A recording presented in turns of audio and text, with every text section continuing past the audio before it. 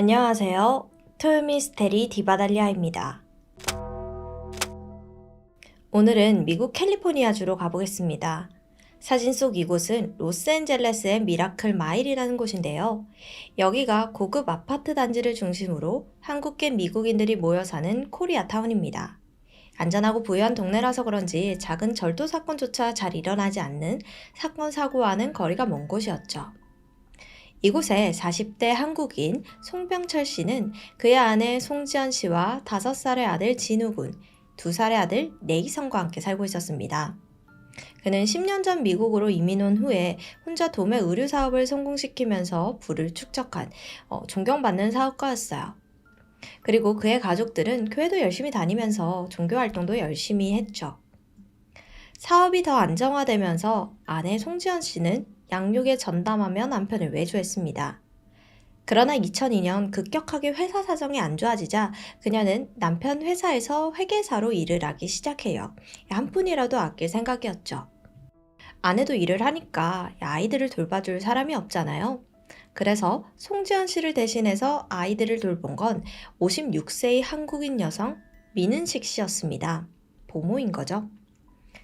그리고 종종 아이들의 할머니 코스모스 창이 막내 네이선을 돌봐주기도 했고요. 2003년 5월 5일 오전 11시 할머니 코스모스는 손자를 보기 위해 딸의 아파트로 향했습니다. 네이선을 볼 생각에 가벼운 발걸음을 옮기며 딸의 아파트 402호 문 앞에 섰죠.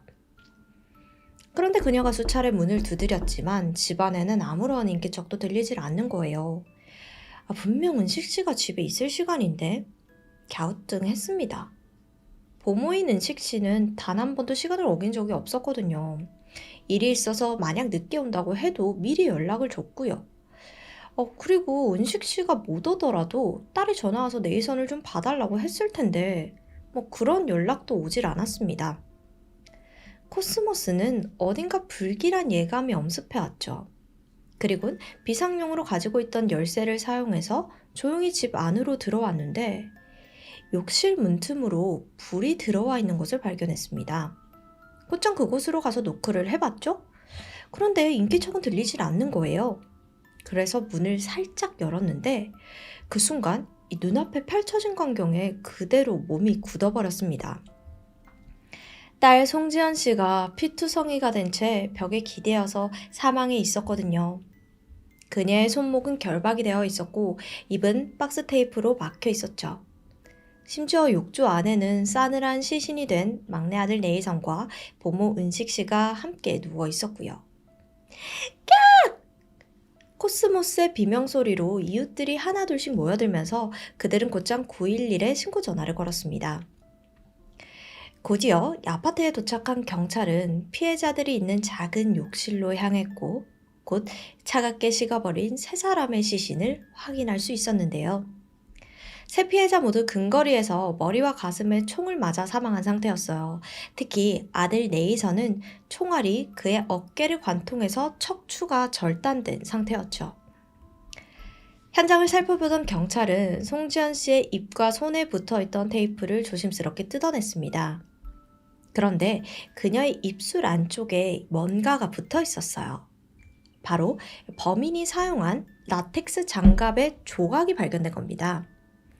경찰은 범인이 지문을 남기지 않기 위해 라텍스 장갑을 착용했던 것으로 추측을 했죠. 송지연 씨에게 테이프를 붙이는 과정에서 이 테이프와 라텍스 끝부분이 붙어서 뜯어졌던 걸로요. 다행히 라텍스에는 신원 미상의 DNA가 남아있었기에 범인을 찾아낼 결정적인 증거를 확보했습니다. 일단 경찰들은 이 사실을 극비에 붙였어요. 경찰이 사건을 해결하기 위해 숨겨둔 비장의 카드로요. 자, 그런데 이상한 게 범인이 강제로 집에 침입한 흔적도 없고요. 뭔가를 훔쳐간 흔적도 남아있지 않아요. 보통 돈을 훔쳐간다던가 강제로 문을 열고 들어왔다던가 그런 게 있을 거라고 생각을 했는데 아무 흔적이 없는 거죠. 집 열쇠는 피해자인 송지연 씨가 가지고 있었고 협탁 위에 놓여있던 보석도 3만 달러의 수표도 그대로 남아있었습니다. 심지어 사망한 지연 씨에게서 구찌 시계와 금반지도 함께 발견이 되었어요. 이건 확실히 돈을 노린 강도의 소행은 아닌 것 같죠. 그리고 또 이 피해자들이 발견된 욕실, 이곳 외에는 어디에도 혈흔의 흔적이 없었습니다. 이웃들도 수상한 사람을 본 적도 없고 총소리를 듣지 못했다고 하고요. 이러한 의문에 경찰은 남편 병철 씨를 주목했습니다. 경찰의 이유는 너무나도 단순했어요. 일단 가장 손쉽게 집에 들어올 수 있는 사람이라는 이유였기도 했고, 병철 씨의 가족들이 교회를 다니잖아요. 교회 사람들 사이에서 둘 사이가 사이가 좋지 않은 것 같다, 남편에 대해서 이야기를 하지 않는다 등의 가정 불화에 대해서 언급이 되었기 때문이었습니다. 그리고 두 번째는 경찰의 시선이 병철 씨에게 집중된 5월 13일 경찰서에 한 통의 편지가 도착했는데, 이 편지가 도착한 후 경찰들은 더더욱 병철 씨를 예의주시하기 시작했어요. 익명으로 적힌 편지에는 병철 씨, 그 사람은 바람을 피고 있어요. 그는 여자친구를 지난달에 뉴욕으로 보냈고 그녀는 7월에 다시 돌아와요. 송 사장은 그의 와이프에게 벗어나려고 한국에서 사람들을 고용했고 그 사람들은 지난주에 이미 한국으로 돌아갔습니다. 자, 경찰은 이 익명의 제보자가 누군지 곧장 추격을 했죠. 하지만 이 제보자는 찾아내지 못했습니다.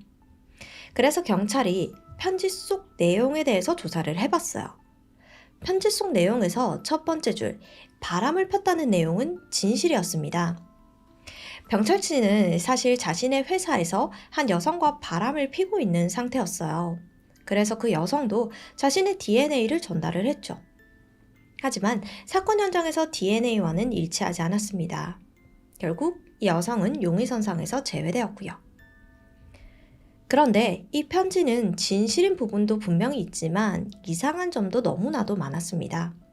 일단 이게 타이핑으로 친 건데 줄의 간격도 일정하지 않았고 어떤 부분은 대문자로만 쓰여 있고 또 어떤 부분은 소문자로만 쓰여져 있고 폰트체도 각각 달랐어요.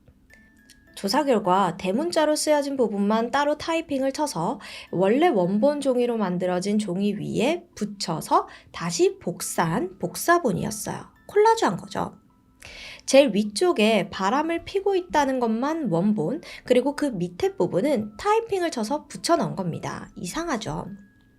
병철 씨가 용의자라고 확신을 하지만 결정적인 증거가 없던 경찰은 며칠 뒤에 새로운 지문 하나를 발견하게 되는데요. 바로 병철 씨의 입을 막았던 박스 테이프 끈끈이의 반대쪽에 신원 미상의 지문이 남겨져 있었던 겁니다.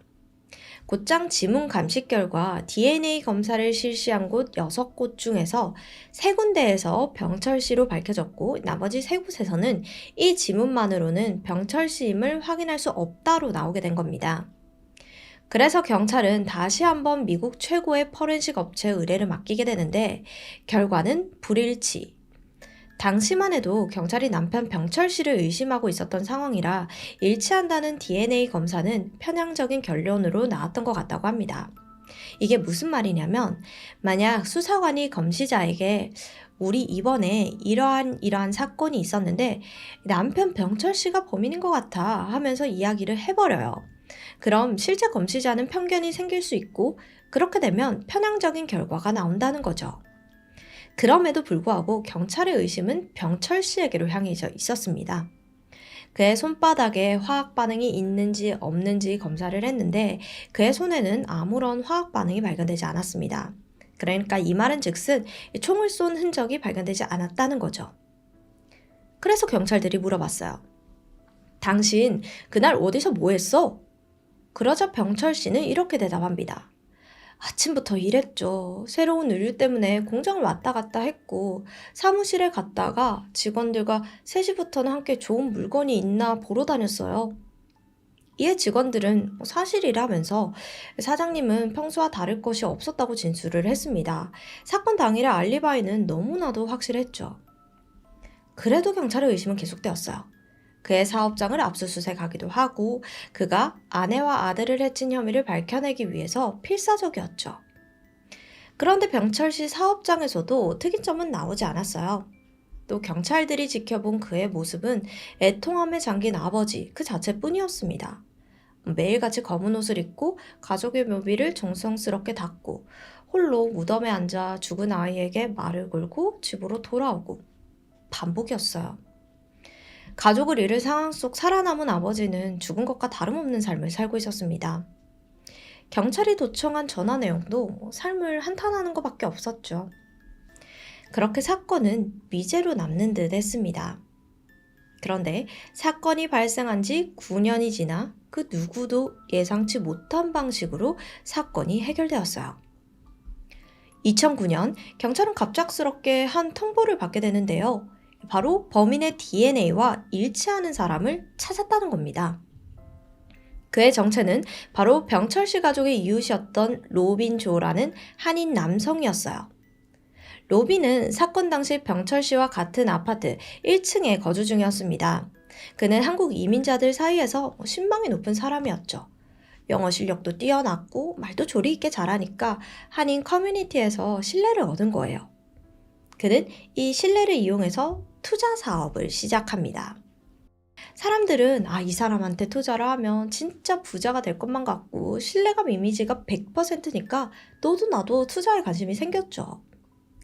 자, 그런데 로빈 이 사람 알아보니까 사실 금융 자격증조차 없는 사기꾼이에요. 그는 주변인들에게 자신에게 투자를 하면 4% 수익을 보장하겠다며 유혹을 했고 사람들은 그의 겉모습에 쉽게 속아 넘어갔죠. 그런데 사실 그의 사업은 폰지 사기였습니다. 이 수법이 흔히 사기꾼들이 많이 쓰는 수법이라는데 새로운 투자자의 돈으로 기존 투자자들에게 수입을 지급하는 방식입니다. 일종의 다단계 금융 사기인 거죠. 예를 들면 돈을 투자하면 배당금을 많이 주겠다고 해요. 그리고 실제로 배당해 줍니다. 원금은 그대로 둔 상태에서요. 그럼 먼저 투자한 사람들이 이거 좋네 하면서 지인들을 끌어들여서 투자를 하게 해요. 그러면 최근, 그러니까 제일 마지막에 투자한 사람의 돈을 처음 투자한 사람에게 일부만 주고 이런 식으로 이렇게 신뢰를 쌓습니다. 그런 후에 돈이 많이 생기면 그대로 도망을 가는 거예요. 2003년 로빈은 하나 약 30억 원의 돈을 사기친 정황이 폭로되었습니다. 그러나 거액의 사기 금액과는 달리 로빈의 형량은 한없이 약했어요. 그는 겨우 5년의 보호관찰만 선고받았죠. 그런데 이때 로빈은 치명적인 실수를 하나 하게 됩니다. 자신의 DNA를 범죄자 데이터베이스에 등록해 놓은 겁니다. 아마 경찰들이 혐의가 있는 사람들 DNA를 등록을 해놓으면 미제 사건이나 범인을 찾는 데 큰 도움이 되니까 혐의가 있던 없던 등록을 해놓으라고 하지 않았을까 싶습니다. 그래서 등록한 거고요. 그런데 사건 당시 경찰들은 범인의 DNA가 발견되었다는 사실을 비밀로 했었잖아요. 그러니까 로빈은 자신의 흔적을 남겨져 있는지도 모르고 등록을 한 거죠. 그의 집행유예 5년이 끝난 후 2008년 공식으로 그의 DNA가 범죄자 데이터베이스에 등록이 되었고 송지현 씨 살인사건에서 발견된 DNA와 이 로빈의 DNA가 일치한다고 뜬 겁니다. 경찰들은 그를 추적하기 시작했습니다. 경찰들은 그에게 DNA가 검출되었다는 사실을 밝히지 않은 채 신문을 요청했죠. 그리고는 사건 당시에 아파트에 살았던 사람들을 모두 신문할 예정을 하면서 로빈을 안심시켰습니다. 그리고 경찰은 그에게 사건 당일의 알리바이를 물었고 그는 잠시 당황하는 듯 했지만 이내 더듬거리면서 이야기를 시작했어요. 보자. 그날 오전 11시 30분쯤에 치과에 갔던 것 같아요. 진료 보고 나와서 우체국도 갔고요. 그리고 TJ라는 상점에서 골프화도 좀 구경했어요. 제가 요즘에 골프에 좀 관심 많거든요. 그리고는 자동차 보험료 납부 때문에 보험사에도 잠깐 들렸네요. 그 길로 맥도날드에서 햄버거 하나 사 먹었는데 그때 실수로 콜라를 옷에 다 쏟은 거 있죠. 그래서 오후 한 2시쯤에 별 수 없이 집에 옷 갈아입으러 갔다가 친구 사무실 가서 카드 놀이 하고 한 오후 7시쯤 집에 돌아왔어요. 그런데 여러분, 그의 진술에서 이상한 점 눈치 못 채셨나요? 이 사건 한 달 전도 아닌 무려 6년 전에 발생한 사건입니다. 그런데 로빈이 이상할 정도로 구체적으로 알리바이를 기억하고 있어요. 이게 단순히 기억력이 좋아서라고 할 수 있을까요? 경찰들의 의심은 더 짙어졌습니다. 경찰들은 다시 한번 로빈을 떠보기 시작했죠. 혹시 너 비닐 장갑 같은 거 사용한 적 있어? 지금 말고 예전에. 경찰의 물음에 로빈은 대수롭지 않게 대답했습니다. 집 청소할 때랑 차 청소할 때 꼈죠. 아, 그거 있잖아요. 병원에서 의사들이 쓰는 거. 라텍스 장갑 같은 거야. 로빈의 입에서 무심코 라텍스 장갑이라는 말이 흘러나오자 경찰은 온몸에 소름이 돋았습니다. 범죄 현장에서 발견된 라텍스 장갑은 사건의 관계자 외에는 알지 못하는 점이었거든요. 그런데 로빈이 정확히 라텍스 장갑을 사용한 적이 있다고 대답을 한 겁니다. 신문이 끝난 후의 행동도 굉장히 수상했어요. 주변 사람들에게 여행을 다녀올 거라고 하는 거죠. 경찰 신문에서 받은 스트레스를 풀기 위함이라나요? 추가적인 증거를 확보하기 위해 경찰들은 로빈의 뒤를 밟기 시작했고 그들의 예상은 적중했습니다. 로빈이 여행 중에 신문지로 감싼 무언가를 여러 군데 나눠서 버린 겁니다. 차 타고 가다가 중간에 내려서 뭐 버리고 몇 킬로 가다가 중간에 내려서 뭐 버리고 이걸 반복하는 거예요. 딱 봐도 이건 증거를 없애기 위한 행동입니다. 경찰들은 이를 놓치지 않았고 로빈이 버린 쓰레기들을 모두 수집했죠. 신문지에 쌓여있던 물건의 정체는 놀랍게도 38구경 실탄 5발이었습니다. 송지현 씨와 내희선, 은선 씨를 살해한 총과 같은 종류였어요. 2009년 로빈 조를 범인으로 몰았지만 DNA 신빙성과 로빈의 범행 부인, 여러 가지 이유들로 인해서 이 사건은 사건 발생 9년 만인 2012년 5월에 재판대에 올라갔죠. 그러나 이때까지도 경찰들은 로빈의 살해 동기를 밝혀내지 못한 상황이었습니다. 로빈은 끝까지 자신의 무죄를 주장하며 입을 열지 않았다고 해요. 처음 검찰은 로빈의 살해 동기가 돈이라고 추정하기도 했습니다. 왜냐하면 2003년 당시 그는 엄청난 재정적인 압박을 받고 있었거든요. 파산 직전까지 내몰린 상황에서 채권자들로부터 끊임없는 빚도촉에 시달렸습니다. 경찰은 이렇게 추정을 했어요. 로빈이 병철 씨 가족의 집을 도둑질한 후 목격자인 가족들을 모두 살해했다고요. 그러나 경찰의 주장에는 문제가 있었습니다. 혹시 기억하시나요? 이 사건 수사 초기 현장에서 없어진 금품은 단 하나도 없었어요. 당시 경찰들은 금품을 노린 강도의 소행이 아니라고 단언을 했었죠. 그렇기에 로빈의 살해 동기와 모순이 생긴 겁니다. 그가 입을 다문 상황에서 범행 동기가 모호하면 범행이 우발적이었는지 계획적이었는지 판단할 수가 없습니다. 또한 정상 참작의 여지가 있는지도 알 수가 없죠. 이로 인해 재판에 참여한 배심원단들은 큰 혼란을 느꼈어요. 그러나 단 한 가지 명확한 사실이 있었습니다. 로빈이 왜 살해했는지가 중요한 게 아니라 그가 살인을 저지른 것이 중요했습니다. 살인자의 장갑에 로빈의 DNA가 발견된 상황에서 명확한 증거들이 그를 범인으로 가리키고 있었죠. 결국 재판부는 검찰의 손을 들어주었습니다. 로빈에게는 가석방 없는 종신형이 선고되었으며 이후 모든 항소들은 기각이 되었어요. 9년 만에 해결된 한인 일가족 살인사건. 이 사건의 가장 큰 피해자는 한순간에 아들과 아내를 잃고 살인자로 누명을 쓴 병철 씨가 아닐까요? 그는 아직도 첫째 아들에게 이 비극에 대해서 이야기를 할 수 없다고 합니다. 그리고 이 살인사건은 그의 삶에 큰 구멍을 남겼습니다. 소문, 의심스러운 시선, 무심한 말들 속에서 그는 극단적인 선택을 생각하기도 했다는데요. 누구보다 무고했음에도 경찰과 사람들은 그를 범인으로 몰아세웠습니다. 병철 씨는 언론과의 마지막 인터뷰에서 사람들이 아내와 자식을 한꺼번에 잃는다는 게 어떤 것인지 조금이라도 안다면 나를 용의자로 몰 수는 없을 겁니다. 라고요. 저는 이번 사건을 보면서 경찰의 무능력한 판단이 피해자 가족을 2번 죽였다고 생각이 들었습니다. 증거가 발견되지 않았을 때 만약 그때라도 병철 씨가 아닌 진짜 범인을 찾기 위해서 시선을 돌렸더라면 2배의 상처는 남기지 않았을 겁니다. 오늘의 사건은 이 범인도 그렇지만 피해자 편에 서야 할 경찰들에게 더 화가 나는 사건이었던 것 같습니다. 지금까지 디바달리아였습니다. 안녕하세요. 금요 사건 파일 디바달리아입니다. 2007년 7월 9일 오전 8시 경기도 안양시 사설 환전소에 일하는 25살 여직원 임 씨는 평소처럼 사무실 청소를 하면서 하루를 시작했습니다. 그녀가 출근한 지 얼마 지나지 않은 시간, 일찍부터 첫 번째 고객이 들어왔는데요. 고객은 오토바이를 타고 왔는지 헬멧을 쓴 상태였습니다.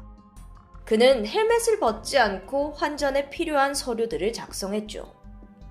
그런데 그 사이 이번엔 두 번째 고객이 들어왔습니다. 그날따라 왠진 모르겠지만 손님이 많은 날이었습니다. 같은 시각 이날 환전소 사장님 박 씨에게도 유별난 아침이었죠.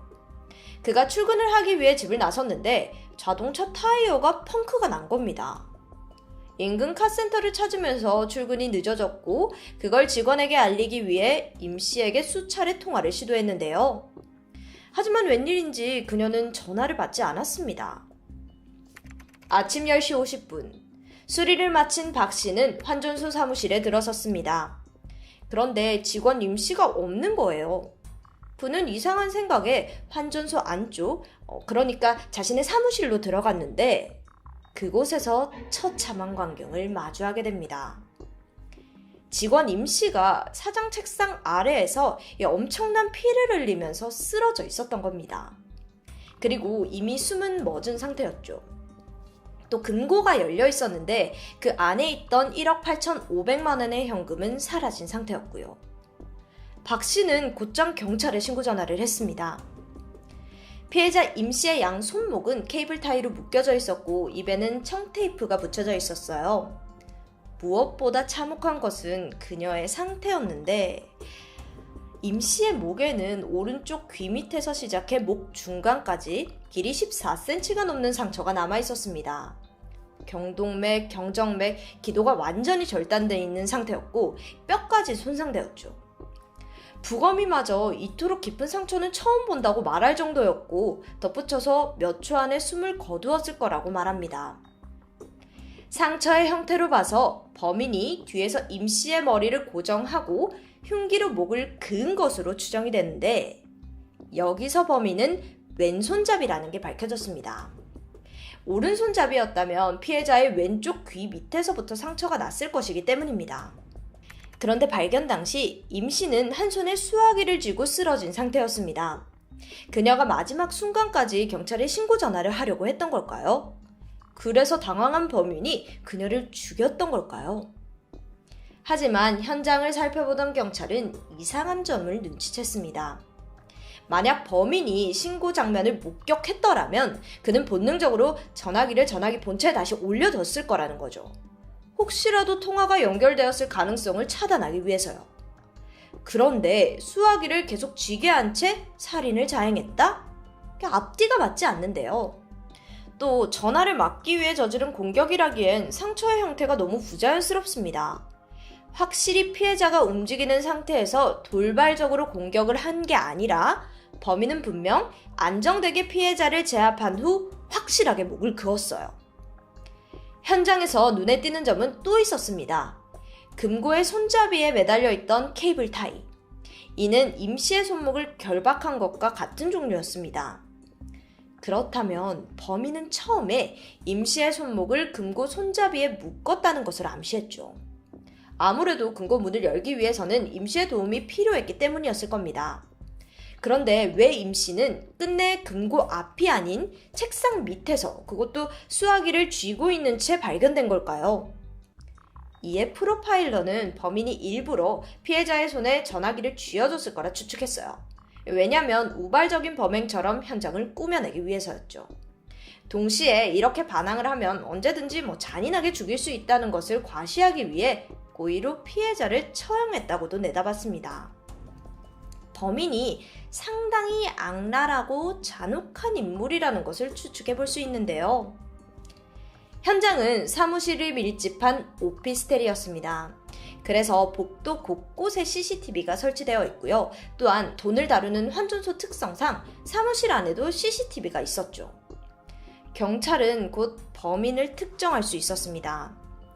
헬멧을 쓰고 방문한 이날의 첫 번째 손님, 그리고 뒤이어서 방문한 두 번째 손님. 두 명이 공범이었습니다. 이들은 곧 강도로 돌변해 임씨를 제압했고 그녀를 살해한 뒤 현장을 빠져나갔어요.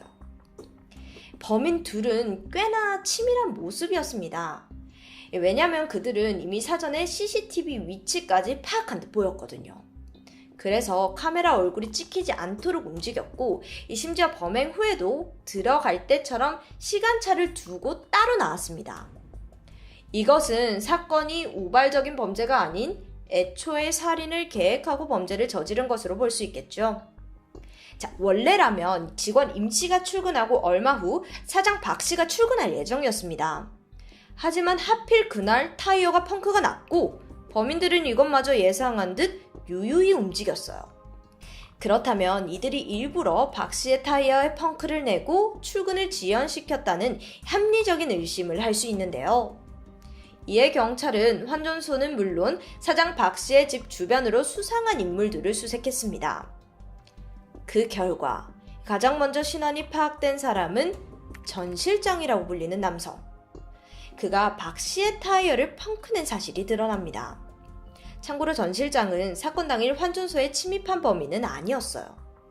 경찰은 그의 통화 내역을 집중적으로 조사를 했는데 그러자 전 실장이 사건 전후로 몇 개의 공통된 번호와 수차례 연락한 기록이 나타납니다. 한편 현장에서는 헬멧을 쓰고 있던 범인이 작성한 서류가 발견되었는데 근데 그곳에서 쪽지문이 남겨져 있었던 거예요. 즉각 분석에 들어갔죠?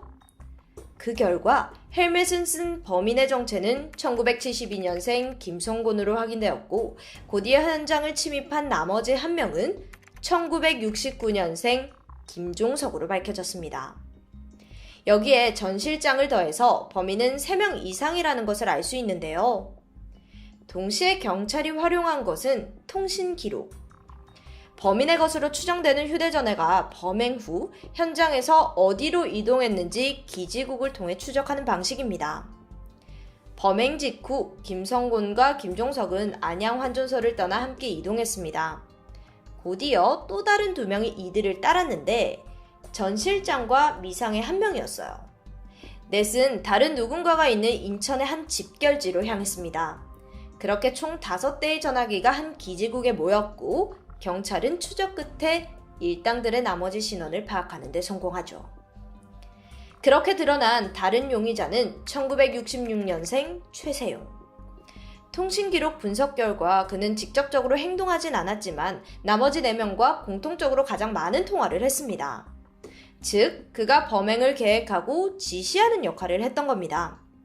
그리고 최세용의 동생 최씨가 사건 당일 스타레스 차량으로 운전수 역할을 했죠.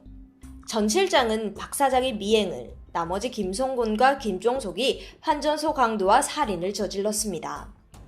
경찰은 즉각 전국적으로 이 5명의 수배를 내리고 행방을 쫓았는데 이상하게도 이들은 연기처럼 사라진 상태였습니다. 그리고 그 의문은 사건으로부터 6년 후인 2013년에 풀리게 됩니다. 그에 앞서 잠시 다른 사건을 짚고 넘어가야 합니다. 안양 환전소 살인사건이 벌어지고 1년 후인 2008년부터 필리핀에서는 한국인 관광객들을 대상으로 한 강력범죄가 기승을 부렸습니다. 놀랍게도 범인으로 지목된 이들은 한국인이었어요. 그러니까 필리핀에 사는 한국인이 그곳에 놀러온 한국인 관광객들을 대상으로 강도를 저질렀던 겁니다. 범인들은 인터넷 여행 사이트에서 동행을 구한다는 식으로 사람들에게 접근했습니다. 그 후 필리핀 현지에서 만나 같은 차량에 타고 돌변해 구타 후 금품을 갈취하는 방식이었습니다. 범행은 여기에 그치지 않았습니다. 관광객들을 협박해 한국에 있는 가족들에게 전화를 하게 했고 큰 사고가 났다는 식으로 둘러대 직접 돈을 송금하게 했어요. 심지어는 피해자 중 이들의 손에 목숨을 잃는 사람들도 있었습니다. 또한 생사조차 모르고 연락이 두절된 경우도 있었고요. 이 사건 이미 많은 분들이 알고 계실 것 같은데 예전에 금사파에서도 다룬 적이 있었고 또 방송 그것이 알고 싶다에서도 수차례 방영된 적이 있습니다. 그리고 여기에 모티브를 얻어 영화 범죄도시2가 만들어졌죠. 그런데 불행 중 다행으로 극적으로 살아남아 한국에 귀국한 피해자가 있었는데요. 마침 피해자가 지니고 있던 소지품 중에서 범인의 것으로 추정되는 지문이 나온 겁니다. 바로 그 지문의 소유자는 최세용. 안양 환전소 살인사건의 주범 중 한 명이었습니다. 이에 경찰은 최세용을 비롯해 직접 환전소에 들어가 살인을 저지른 김성곤과 김종석 또한 함께 필리핀으로 도주한 것으로 생각했습니다. 경찰의 추리는 완벽하게 들이맞았어요. 실제로 이들은 사건 당일 필리핀으로 출국했고 그곳에서 수십 건의 한국 여행객들을 대상으로 납치 강도 사건을 저질렀습니다. 경찰 수사 결과 살인이 무려 5건, 납치 강도는 16건, 피해 액수가 6억 5천여만 원에 달했죠. 주요 일당은 최세용, 김성곤, 김종석, 그 외에도 필리핀 현지에서 행동대장, 수거책 같은 여러 명의 공범들을 거느린 상태였습니다. 그래서 일명 필리핀 살인기업이라고 불렸어요. 그리고 안양 환전소 살인사건이 이 모든 범죄의 시발점이 된 겁니다. 한국 경찰은 이들을 잡아 한국으로 송환하기 위해 노력했습니다. 먼저 2011년 12월 김성곤이 필리핀에서 검거되었고 김종석 또한 2012년 10월 8일 필리핀 경찰에 체포되었습니다. 그런데 김종석은 얼마 후에 유치장에서 스스로 목숨을 끊었죠. 그 사이 2013년 5월 1일 한국에 머물고 있던 전 실장과 최 씨의 동생이 체포되었고 마침내 2013년 10월 16일 이들의 우두머리 최세용이 태국에서 도피 중 붙잡혀 국내로 송환되었습니다. 이어 2015년 5월에는 필리핀에서 마지막까지 남아있던 범인 김성곤이 한국으로 송환되었고요. 죽은 김종석을 제외하고 환전소 살인사건의 공범들이 모두 체포된 것입니다. 이어진 조사를 통해 이들이 환전소 강도살인을 모의한 전말이 드러나게 되는데 이것도 참 기가 막힙니다. 최세용과 사망한 김종석은 과거 일본에서 제일교포 자산가 할머니를 상대로 강도를 저질렀습니다. 근데 이때 훔친 돈이 얼마인 줄 아세요? 무려 10억 원 상당이라고 해요. 이들은 엔화를 갖고 들어온 후 환전이 필요하잖아요. 그러다가 우연히 안양 환전소의 존재를 알게 됩니다. 그래서 이곳에 돈을 노리고 강도를 계획했던 거죠. 일본, 한국, 필리핀, 여러 나라를 오가면서 말 그대로 전 세계적으로 범죄를 저지른 일당이었습니다. 최세용은 환전소 강도 사건을 모의한 건 사실이지만 피해자 임씨를 살해한 거는 김종석과 김성곤의 독단적인 행동이었다고 주장했습니다. 실제로 해당 사건에서 쟁점이 되는 것은 김성곤과 김종석 중 누가 직접적인 살인을 저질렀냐 하는 건데요. 그러나 이미 죽은 김종석은 말이 없겠죠. 그러다 보니 김성곤은 재판에서 임씨를 살해한 범인은 김종석이라고 몰아갔습니다. 하지만 법원은 이를 받아들이지 않았습니다. 그리고 김성곤의 강도 살인죄를 유죄로 인정했고 거기에 그동안 필리핀에서 저지른 강도 살인과 수십 건의 납치 강도에 연루된 혐의도 모두 더해졌죠. 따라서 최종적으로 무기징역이 확정됐어요. 한편 최세용은 안양 환전소 살인사건에서는 강도치사죄가 인정되었습니다. 이에 1심에서 징역 25년형을 선고받았는데 하지만 이게 끝이 아니죠.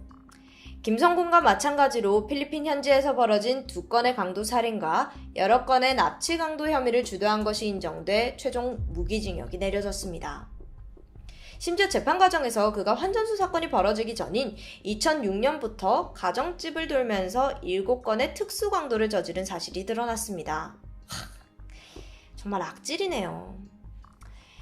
그렇다면 죽은 김종석을 제외하고 나머지 공범들에 대한 처벌은 어떻게 되었을까요?